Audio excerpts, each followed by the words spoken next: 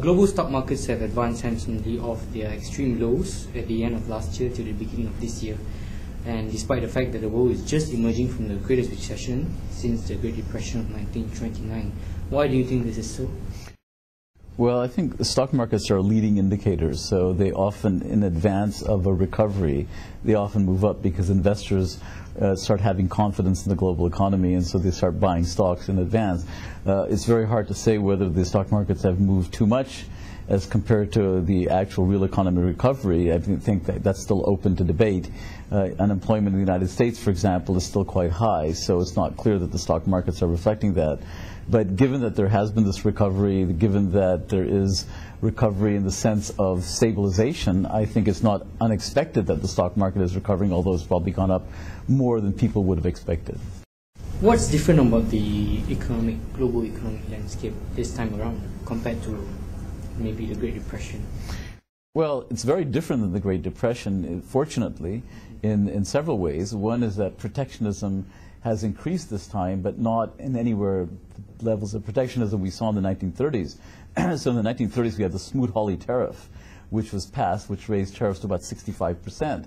We've seen murky protectionism in these days, kind of various countries engaging in small protectionist actions, and I'm optimistic that they won't move in the direction of greater protectionism. Second, the Federal Reserve was actually very active in having looser monetary policy in this particular case, and then there was also the stimulus package. So you have a fiscal response, you have a monetary response, you have a much better response in terms of protectionism. So I think there is some learning, fortunately, among policymakers, and so I think we've really dodged a very important bullet that could have really hurt the global economy.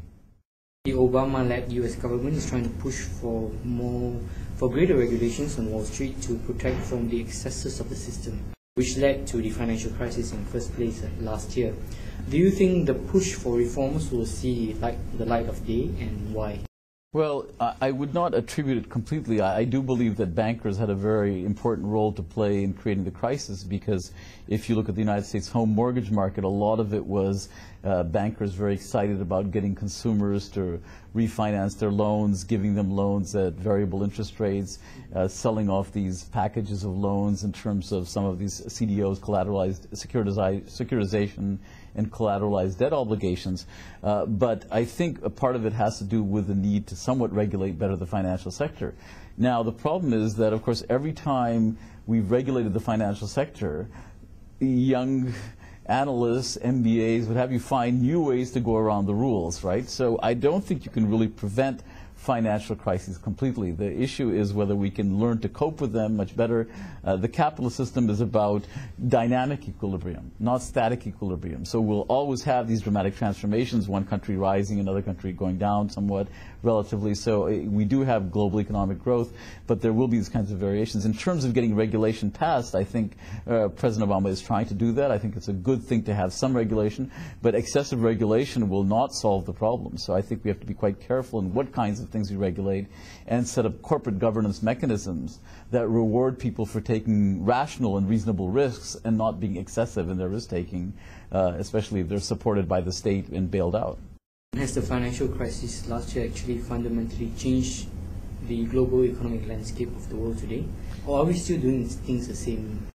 Well, I hope we're not doing things the same way. I think that if the American consumer will no longer be absorbing all of the goods that was produced by the rest of the world because the American consumer is not in a position to do that and is beginning to save these days. And the savings rate has been going up to potentially the levels of the 1970s and 80s, or potentially higher. So I don't think that in this particular case that East Asian countries and other countries that were very export focused can count on a complete recovery of demand in the United States as the saving grace for their economies. I think they will have to start orienting some of their exports to the domestic market, to each other, and therefore there is a new transformation here in the global economy. What about the possibility of a new order emerging from the aftermath of this financial crisis?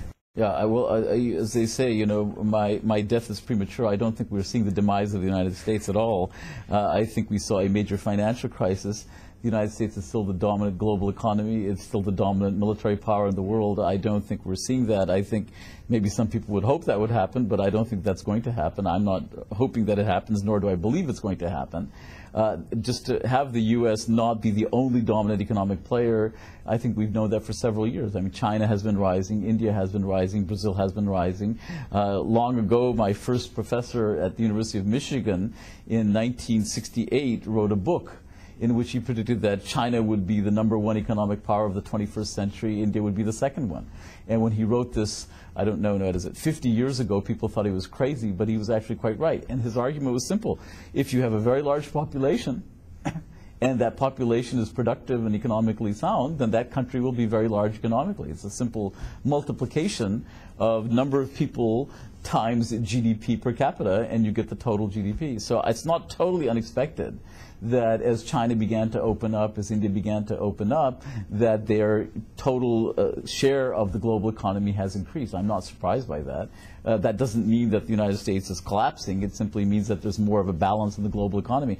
This is not the first time this has happened. After all, 300 years ago, 300 or 400 years ago, India and China were the dominant powers in the world, right, based on their GDP. And so things go up and down in cycles, and population is not destiny.